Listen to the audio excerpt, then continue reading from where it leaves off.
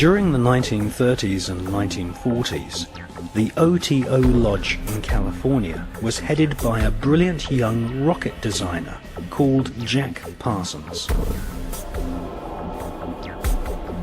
Jack Parsons developed patented rocket technology, which is still in use by NASA to this day. NASA named a crater on the dark side of the moon in honor of Jack Parsons. Jack Parsons worked during the day to develop rocket propulsion systems which would serve NASA's space program, which was controlled by ex-Nazi SS officers such as Werner von Braun, who had been brought to the USA by the CIA's Project Paperclip. At night, Jack Parsons would hold sex magic rituals in his house in Pasadena and initiate fellow scientists at the Los Alamos Atomic Bomb Laboratory.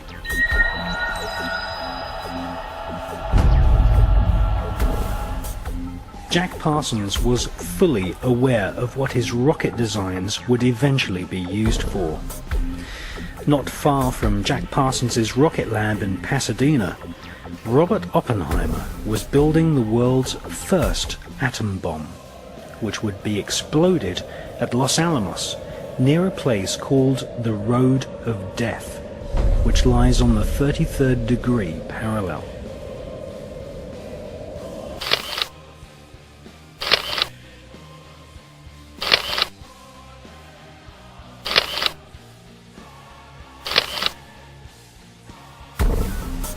Once installed as the head of the OTO's American operation, Jack Parsons conducted a giant satanic ritual, aided by a fellow OTO member with the codename Freighter H. In 1948, the same year that George Bush Sr. was baptized as Magog, Jack Parsons undertook one of the most dark rituals known to Kabbalists, the Babylon working. This ritual requires the initiate to visualize the Kabbalistic tree of life, with its 10 spheres and 22 connecting pathways. Between the top 3 spheres and the lower 7 spheres, there is the so-called abyss, the place where one's personality, possibly even one's sanity, is potentially destroyed. If the initiate successfully spans the abyss with personality intact, then he becomes a black brother of the Kabbalah, a black magician of the so-called left-hand path. In the tradition of Judaic mysticism, these black magicians are utter evil and are in themselves pestilence. This giant Babylon working ritual saw Parsons, aided by his magical protege, Freighter H, project their astral bodies into the dark abyss of Lucifer. 1948 saw George Bush Sr. baptized in the name of Magog, the spirit who would lead the army of demons against Christ at the apocalypse of Armageddon. That same year, Jack Parsons baptized himself as Belerion Armilas al-Dajjal, the Antichrist.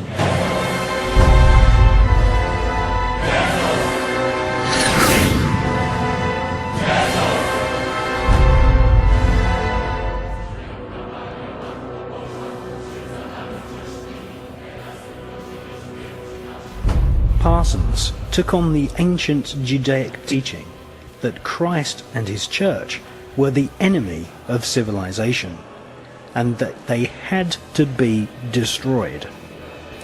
On a 40-day pilgrimage in the Mojave Desert, the place where Area 51 now resides, Parsons summoned forth Babylon, the Scarlet Woman, the whore of the apocalypse, the consort of the great beast Satan 666. According to the mysterious Freighter H, during the ritual he saw Parsons rip a hole in space-time, and something evil flew in.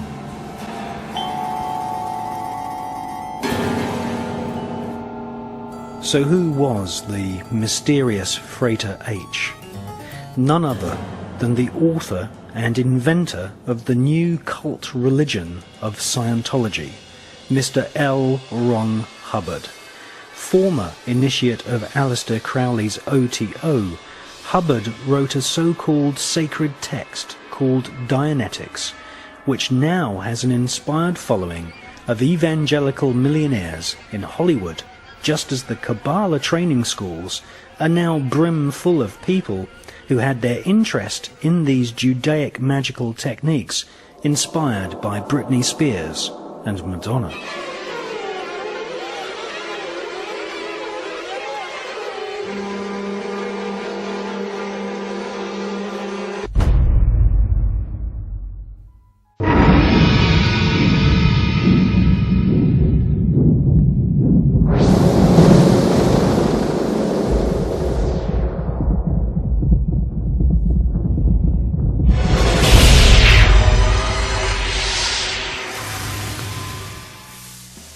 Jack Parsons had a sex magic partner in the OTO named Marjorie Cameron. Whilst staying with her friend Renata Drux in Hollywood, Marjorie Cameron confessed that she had been part of the Babylon working ritual. She said that it had been devised by Jack Parsons, L. Ron Hubbard, Aleister Crowley and Manhattan Project scientists based at the Los Alamos Atomic Bomb Research Unit, headed by Jewish scientist Robert Oppenheimer.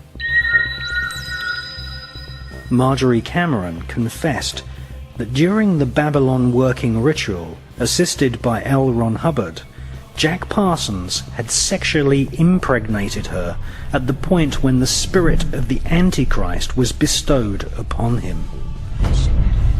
Cameron Parsons had been made pregnant with the child of the Antichrist.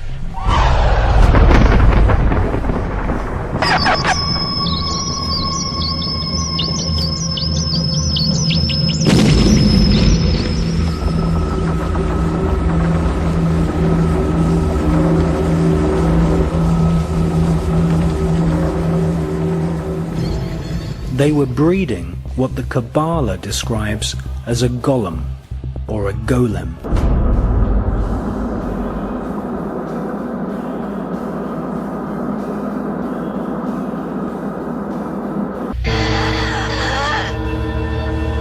Oh, you are sick.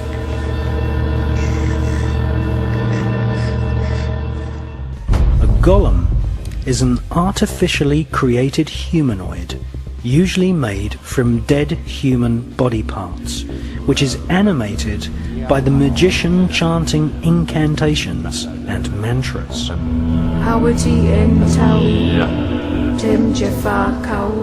These magical voice sounds are what Kabbalists call twilight language.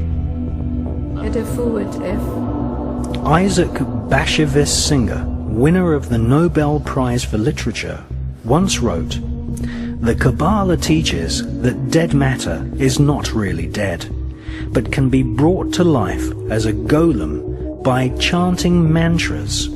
The Talmud speaks of Rabbi Rava, who had the power to create golems.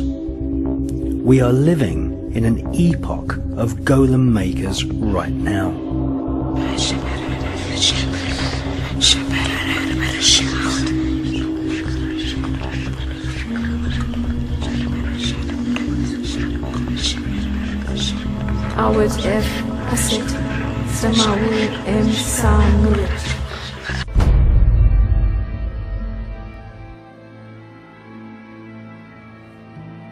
In the horrific film Rosemary's Baby, directed by Roman Polanski, a satanic cult in New York, led by a character based on Aleister Crowley, summoned forth Satan to impregnate a young girl and breed an Antichrist golem child.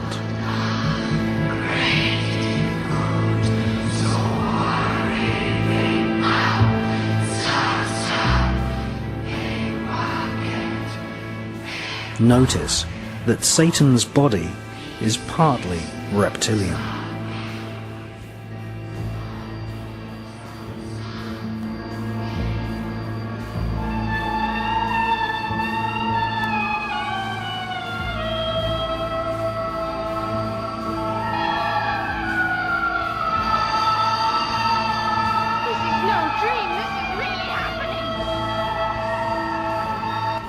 Interestingly, the devil in Rosemary's Baby is played by none other than Anton LaVey, founder of the American Church of Satan.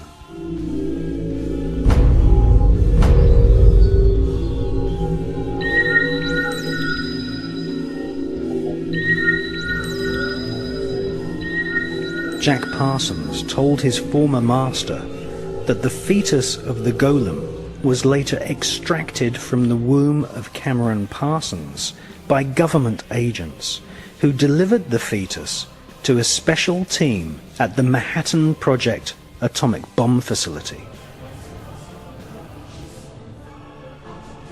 And if you take a look at what Alex Jones is doing on video, a friend of mine who's got a talk show in America, he's going out into places like the Bohemian Grove.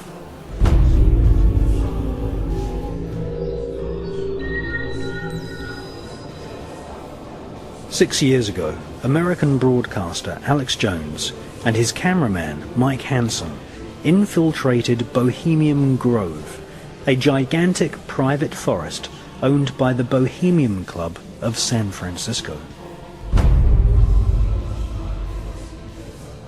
For 130 years, the Bohemian Club has been holding rituals for 2 weeks each summer in a private 2,000-acre redwood forest.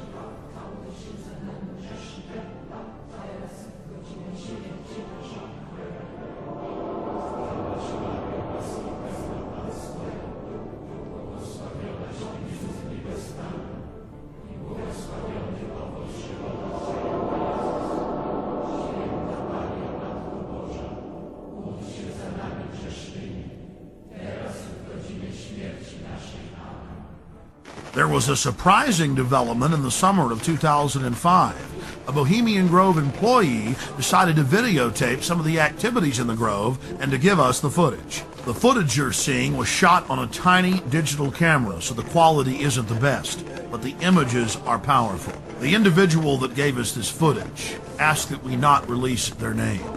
Our source was able to confirm what we had seen in internal Bohemian Grove documents and annals, that the elite of the elite attend the Grove.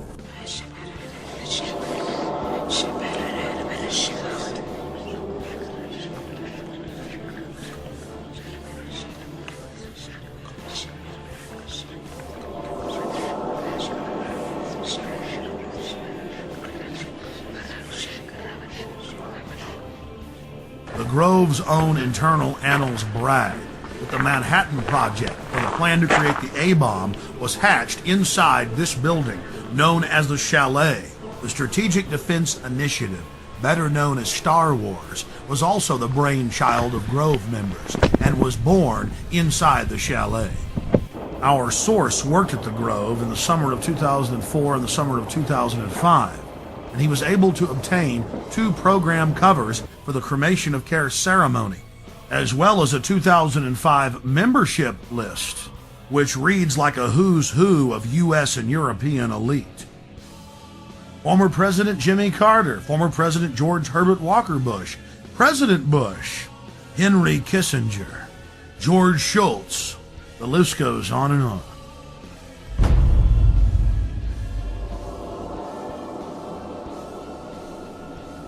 When it came to create the modern equivalent of the Philosopher's Stone, to master alchemy at its highest level, changing one element into another, changing uranium into plutonium, one of the highest secrets of alchemy. Where did the S1 Uranium Committee of the Manhattan Project meet? Well, they of course consummated their alchemical knowledge in the Bohemian Grove. Amongst ancient trees, grown men listened to the manic laughter of Satan, wearing owl masks and black robes.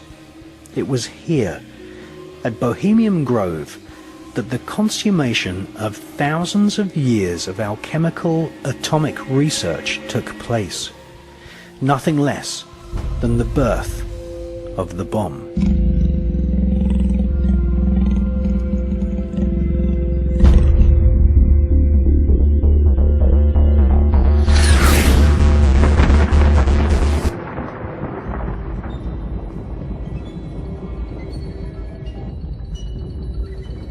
American author Michael Hoffman, in his book Secret Societies and Psychological Warfare, speculates that the golem fetus may have been placed inside a giant 25-foot long, 12-foot in diameter canister, which was photographed at the Los Alamos atomic bomb test range. This mysterious canister was nicknamed Jumbo.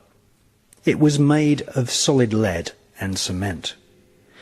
It is conceivable that the fetus was placed in the center of the canister and then irradiated with the blast of the world's first atomic bomb, thus infusing the demon child with what Kabbalists call the demonic force of atomic fire.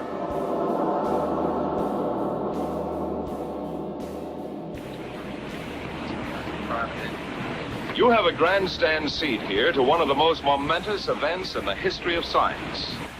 In less than a minute, you will see the most powerful explosion ever witnessed by human eyes. The blast will come out of the horizon just about there. And this is the significance of the moment. This is the first full-scale test of a hydrogen device. If the reaction goes, we're in the thermonuclear era. For the sake of all of us, and for the sake of our country, I know that you join me in wishing this expedition well. It is now 30 seconds to zero time. Put on goggles or turn away. Do not remove goggles or face burst until 10 seconds after the first light. Minus 15 seconds. Minus 10 seconds. 5, 4, 3, 2, 1.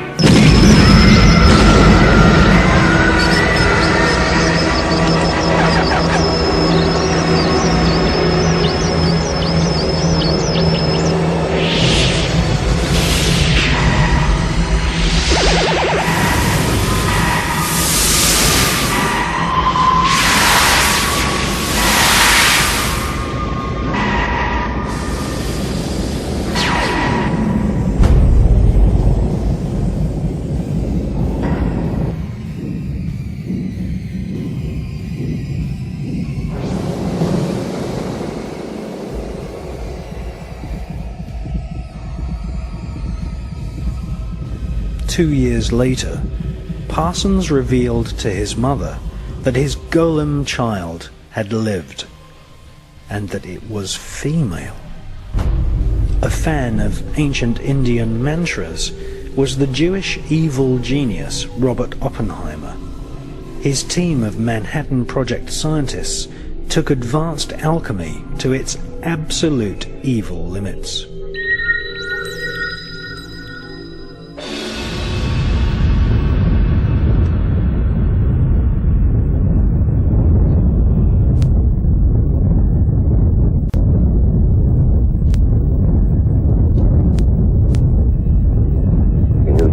Not be the same.